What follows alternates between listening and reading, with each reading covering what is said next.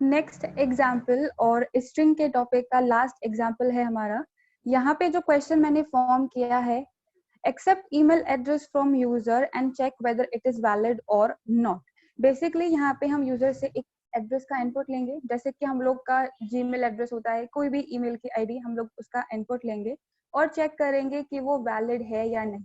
Valid का simply मतलब इतना सा है कि जो भी यूजर ने इनपुट किया है वो सही है या नहीं। अब कौन कौन से वैलिडेशंस हमें परफॉर्म करने हैं, मैंने उनकी लिस्ट यहाँ पे मेंशन की है। सबसे पहला जो वैलिडेशन है वो ये है कि जो ईमेल एड्रेस यूजर इनपुट करेगा वो या तो .com से एंड होना चाहिए या फिर .net से एंड होना चाहिए। अगर यूजर कुछ इस तरीके की ईमेल एड्रेस इनपुट करता है, दैट इज aryan@gmail.in, तो ये गलत ईमेल एड्रेस है। या तो हमें .com एक्सेप्ट करना है या फिर .net एक्सेप्ट करना है। ठीक है।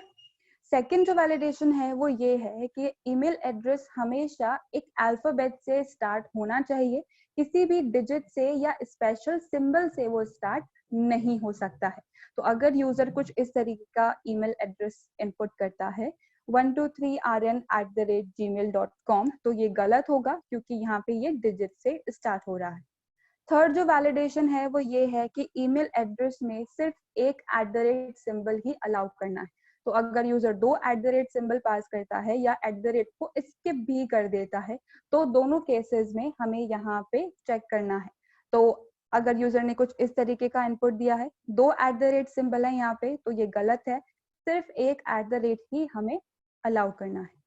नेक्स्ट जो वैलिडेशन है वो ये है कि जो और डॉट का सिंबल है उनके बीच में कम से कम एक कैरेक्टर प्रेजेंट होना चाहिए।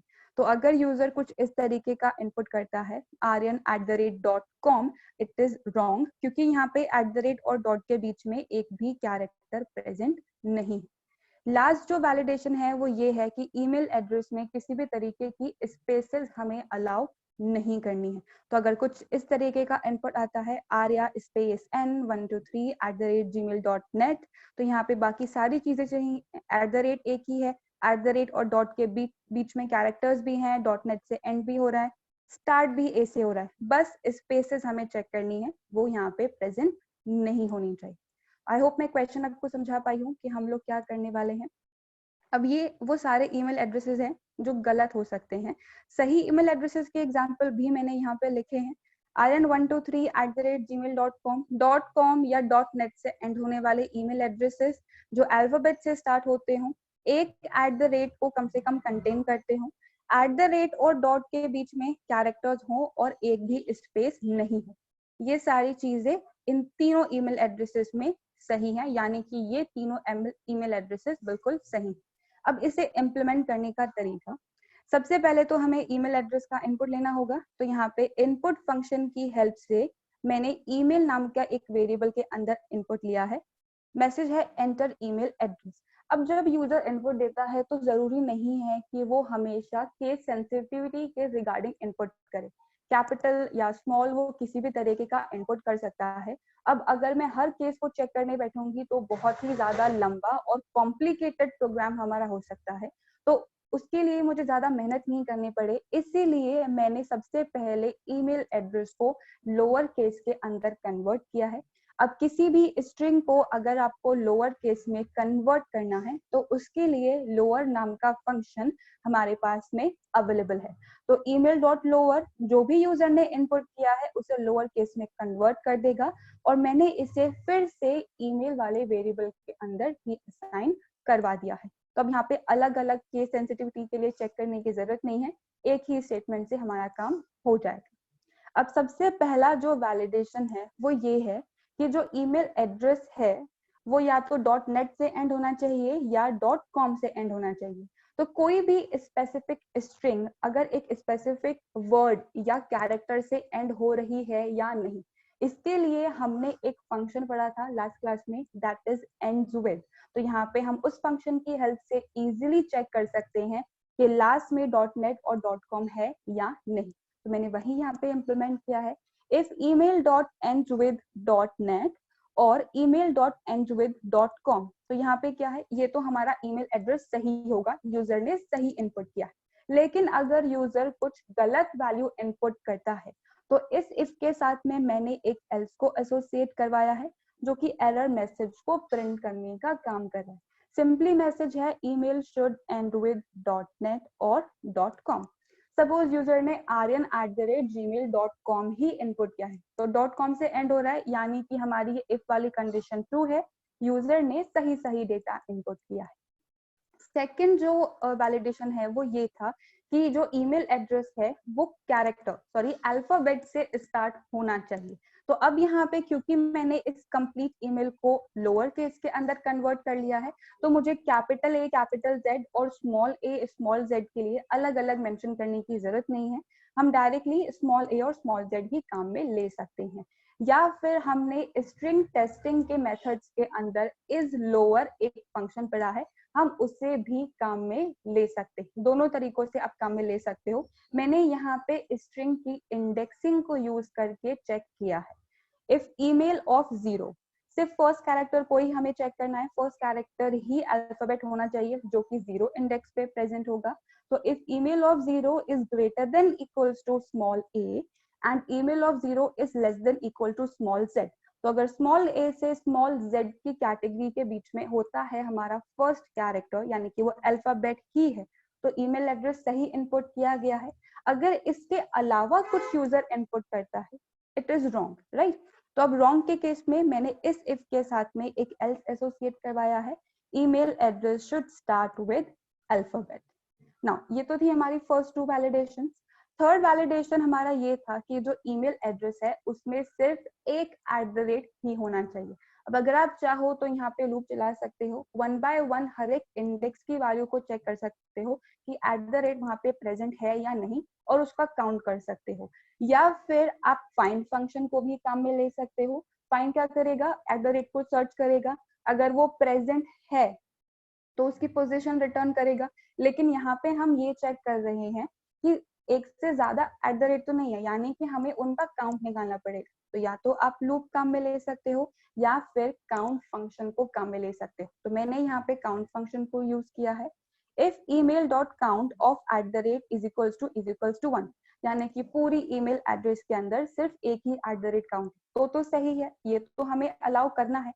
अगर एक से ज्यादा है या एक भी @ नहीं है तो एरर मैसेज आना चाहिए।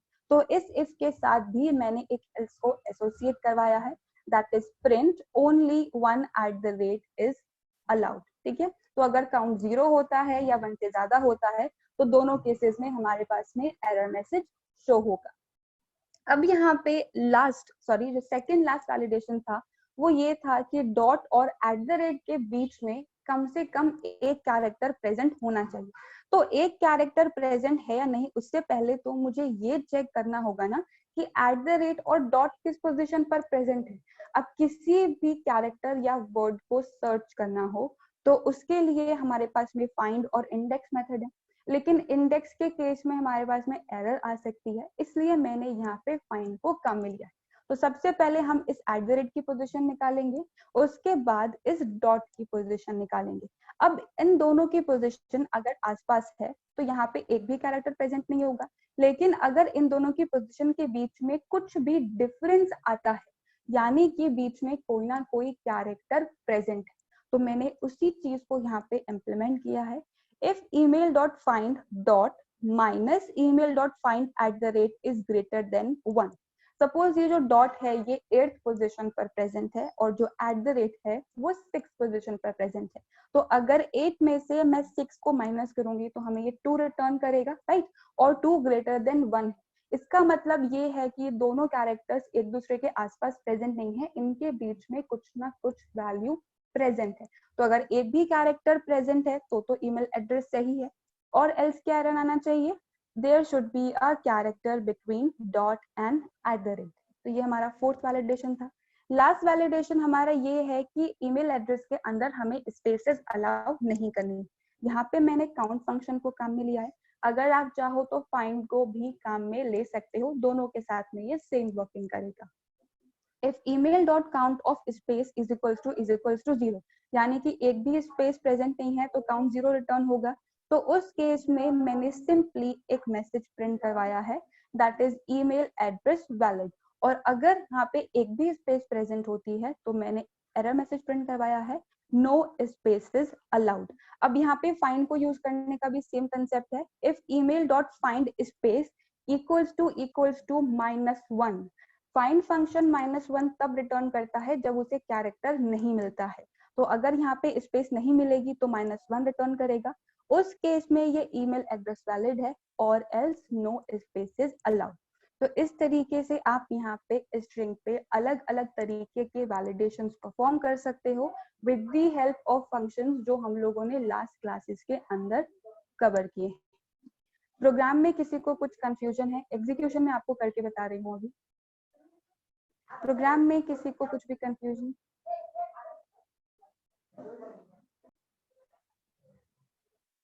That was our very last example of string.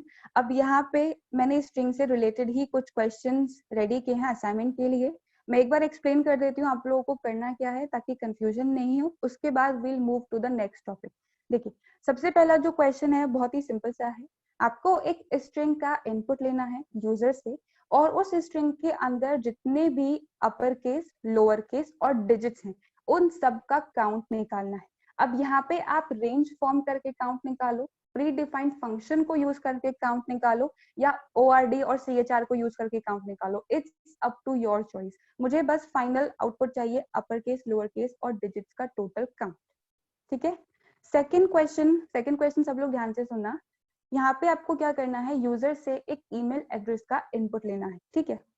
अब उस ईमेल एड्रेस पे जो भी यूजर नेम होता है, उस यूजर नेम को मुझे एक्सट्रैक्ट करना है with the help of slicing operator. For example, user ने कुछ इस तरीके का जो ईमेल एड्रेस है वो इनपुट किया है। ठीक है, www.aryan@gmail.com। ठीक है, तो यहाँ पे इसका यूजर नेम क्या होगा, ये आर्यन इसका यूजर नेम, मुझे इसको फेच करना है।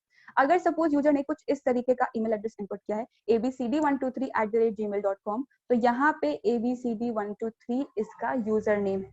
अब ये आपको यूजर नेम फेच करवाना है, लूप चला के नहीं बल्कि स्लाइसिंग ऑपरेटर की हेल्प से। ठीक है ना। थर्ड क्वेश्चन में आपको फिर से एक स्ट्रिंग का इनपुट लेना है, और यहाँ पे मल्टीपल वर्ड्स होंगे। हर एक वर्ड को आपको उसकी जगह ही रिवर्स करवाना है। पूरी स्ट्रिंग को रिवर्स नहीं करवाना है, हर एक वर्ड को उसी की जगह रिवर्स करवाना है। अब अगर आप फंक्शंस को यूज करके करना चाहते हो इसे तो भी आप कर सकते हो, लूप चला के करना है, it's up to your choice. मैंने दोनों ऑप्शंस आप लोगों को दे दिए। फोर्थ क्वेश्चन, अब यहाँ पे सेम वैलिडेशन वाला ही एक क्वेश्चन मैंने आप लोगों को दिया है। बस आपको यहाँ पे यूजर से पासवर्ड का इनपुट लेना है और चेक करना है कि वो वैलिड है या नहीं। अब वैलिडेशंस आपको क्या क्या परफॉर्म करने हैं। पासवर्ड की जो लेंथ है वो मिनिमम 10 कैरेक्टर्स होनी चाहिए। सेकंड वैलिडेशन, जो भी पासवर्ड है उसमें कम से कम एक कैपिटल लेटर होना चाहिए। थर्ड वैलिडेशन, पासवर्ड के अंदर कम से कम एक स्मॉल लेटर भी होना चाहिए। फोर्थ वैलिडेशन, पासवर्ड के अंदर एक डिजिट भी अलाउड होना चाहिए। और लास्ट वैलिडेशन, जो भी पासवर्ड है उसमें कम से कम एक स्पेशल कैरेक्टर भी होना चाहिए। अब अगर आप स्पेशल कैरेक्टर्स के लिए कंप्लीट रेंज लेना चाहते हो तो वो भी आप ले सकते हो, और एल्स इन चार को यूज करके भी आप अपना प्रोग्राम फॉर्म कर सकते हो। @ डॉलर, एस्टेरिक और अंडरस्कोर, ये चार स्पेशल कैरेक्टर्स आप काम में ले सकते हो। बिल्कुल जिस तरीके से मैंने ईमेल पे वैलिडेशंस परफॉर्म किए हैं उसी तरीके से पासवर्ड पे भी आपको वैलिडेशंस परफॉर्म करने। नाउ लास्ट क्वेश्चन में यूजर से आपको स्ट्रिंग का इनपुट लेना है और उसके अंदर डुप्लीकेट कैरेक्टर्स को रिमूव करना है। फॉर एग्जाम्पल, यूजर ने इनपुट किया है आर्यन। ठीक है, तो अब यहाँ पे जो इस ए की डुप्लीकेट अकरेंस आ रही है, यानी कि सेकंड टाइम जो ए हो रहा है, अकर हो रहा है, आपको उसको रिमूव करना है। तो आउटपुट कुछ इस तरीके का आएगा। सिमिलरली सपोज अगर यूजर आर्यन कॉलेज इनपुट करता है, तो यहाँ पे इस ए की अकरेंस सेकंड टाइम है तो ये ए रिमूव होगा, इस एल की अकरेंस सेकंड टाइम है तो ये रिमूव होगा, इस ई की अकरेंस सेकंड टाइम है तो ये रिमूव होगा। तो कुछ इस तरीके का आउटपुट आपका आना चाहिए। किसी भी क्वेश्चन में कुछ confusion? Moving to the next topic जो कि हमारे पास में लिस्ट। अब यहाँ पे लिस्ट को कैसे क्रिएट करते हैं ये मैंने आप लोगों को पहले जब हम लोगों ने डेटा टाइप के टॉपिक कवर किए थे, उसके अंदर एक बेसिक डिस्क्रिप्शन मैंने आप लोग को बता दिया था, लेकिन यहाँ पे लिस्ट को क्रिएट करने के और भी तरीके अवेलेबल हैं। तो सबसे पहला एग्जाम्पल हमारा वही है लिस्ट के क्रिएशन के रिगार्डिंग। तो यहाँ पे लिस्ट को क्रिएट करने के लिए दो मेथड्स हैं। सबसे पहला मेथड है स्क्वायर ब्रैकेट्स को यूज करके लिस्ट को क्रिएट करना, और सेकंड मेथड है लिस्ट फंक्शन को यूज करके लिस्ट को क्रिएट करना। अब ये वही लिस्ट फंक्शन है जो हम लोगों ने टाइप कन्वर्जन के अंदर पढ़ा था, ठीक है। तो दोनों तरीकों से हम लिस्ट को क्रिएट कर सकते हैं। सबसे पहला एग्जाम्पल है स्क्वायर ब्रैकेट्स का ही।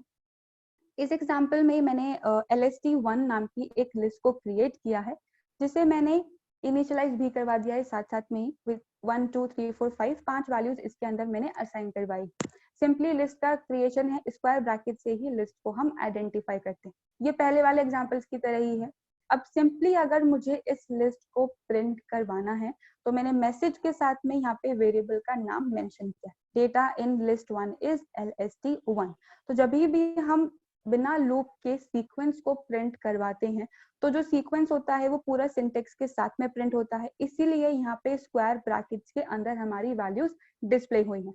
अगर इन स्क्वायर ब्रैकेट्स को अवॉइड करना है तो लूप चला के आप 1 बाय 1 एलिमेंट्स की प्रिंटिंग करवा सकते हो, चाहे रेंज को यूज करके करना हो या फिर डायरेक्टली लिस्ट को एज अ सीक्वेंस के तौर पे यूज करना। अब यहाँ पे मुझे जो लिस्ट क्रिएट करनी है, यूजर जो इनपुट देगा मुझे उसके अकॉर्डिंग लिस्ट को क्रिएट करना है। तो बिल्कुल यहाँ पे जैसे हमने एरे का कंसेप्ट फॉलो किया था, वही कंसेप्ट हमें यहाँ पे फॉलो करना है। सबसे पहले हमें एक ब्लैंक लिस्ट को क्रिएट करना होगा, क्योंकि जब तक हमारे पास में उसका टाइप स्पेसिफाइड नहीं है आप एलिमेंट उसके अंदर ऐड नहीं करवा पाओगे। तो मैंने यहाँ पे LST2 नाम की एक लिस्ट क्रिएट करी है। अब लिस्ट का आइडेंटिफिकेशन है स्क्वायर ब्रैकेट्स, तो opening and closing square brackets, एक ब्लैंक टाइप की लिस्ट यहाँ पे क्रिएट हो जाएगी। अभी ये खाली है, नन है, इसके अंदर कुछ भी नहीं है, ठीक है। अब यहाँ पे मुझे 5 एलिमेंट्स का इनपुट लेना है। अब चाहो तो व्हाइल लूप को भी काम में ले सकते हो, मैंने यहाँ पे फॉर को काम में लिया है। तो फॉर आई इन रेंज 5। अब यहाँ पे 0 से लेके 4 तक का लूप चलेगा, और यहाँ पे लिस्ट की जो इंडेक्सिंग होती है बिल्कुल एरे और स्ट्रिंग की तरह ही होती है, यानी कि यहाँ पे भी 0 से इंडेक्सिंग स्टार्ट होती है। तो इसलिए मैंने यहाँ पे स्टार्टिंग वैल्यू के अंदर 1 और 2 नहीं दिया है, बिकॉज यहाँ पे 0 इंडेक्स से ही इनपुट लेना हमें स्टार्ट करना है। तो 0 से लेके 4 तक की वैल्यूज को ये आई रेफर करेगा, और 1 बाय 1 हम 5 टाइम्स वैल्यू का इनपुट लेंगे। अब यहाँ पे जस्ट बिकॉज इंडेक्सिंग का ऑप्शन हमारे पास में है, तो इसका मतलब ये नहीं है कि LST2 स्क्वायर ब्रैकेट पे आई को यूज करके हम इनपुट ले सकते हैं। यहाँ पे ये कंसेप्ट एप्लीकेबल नहीं है। तो बिल्कुल जैसे एरे के अंदर हम लोगों ने एलिमेंट्स को ऐड करवाया था, लिस्ट के अंदर भी सेम कंसेप्ट को फॉलो किया जाता है। तो सबसे पहले मैंने यहाँ पे इनपुट फंक्शन की हेल्प से एक इनपुट लिया है इंटर इंटीजर मैसेज के साथ में, जिसे इंट में कन्वर्ट करवाने के बाद ही मैंने वैल नाम के वेरिएबल के अंदर असाइन करवाया। बेसिकली मैं इंटीजर टाइप की लिस्ट को क्रिएट करना चाहती हूँ, ठीक है। अब यहाँ पे जो भी इनपुट 1 बाय 1 आ रहा है उसे हमें इस लिस्ट के अंदर ऐड करवाना है। तो लिस्ट के अंदर अगर हमें एलिमेंट्स को ऐड करवाना हो, इंसर्ट करवाना हो, तो उसके लिए अपेंड फंक्शन को काम में लिया जाता है। तो LST2.append of well 1 बाय 1 0 से लेके 4 तक का 5 बारी हमारे लूप चलेगा, 5 बारी यूजर से इनपुट लिया जाएगा और 1 बाय 1 लिस्ट के अंदर वन आफ्टर अनदर ऐड किया जाएगा। अब सिंपली मैंने इस लिस्ट को प्रिंट करवाया है with the help of print function, data in list 2 is LST2। तो यहाँ पे फर्स्ट वाले प्रिंट का तो हमारा आउटपुट ये आएगा। जो सेकंड वाला हमारा आउटपुट आएगा, सबसे पहले 5 इनपुट, तो मैंने यहाँ पे 2 4 6 8 और 10 इनपुट किए हैं। उसके बाद जब आउटपुट को डिस्प्ले करवाया है तो यहाँ पे हमारी लिस्ट क्रिएट हो चुकी है उन एलिमेंट्स की जो यूजर ने इनपुट किए हैं। अब यहाँ पे इसका साइज स्पेसिफाई जैसा करने का कोई कंसेप्ट नहीं है, या तो आप चाहो तो यूजर से इनपुट ले सकते हो कि कितने एलिमेंट्स की लिस्ट उसको क्रिएट करनी है। तो यहाँ पे वो जितना इनपुट देगा उस इनपुट को फिर आप इस रेंज के अंदर पास कर सकते हो। कुछ इस तरीके की वर्किंग हो सकती है, लेकिन हम पहले से साइज यहाँ पे डिसाइड नहीं कर सकते। तो that was a very first method, square brackets को यूज करके लिस्ट को क्रिएट करना। इसके अंदर किसी को कुछ कंफ्यूजन?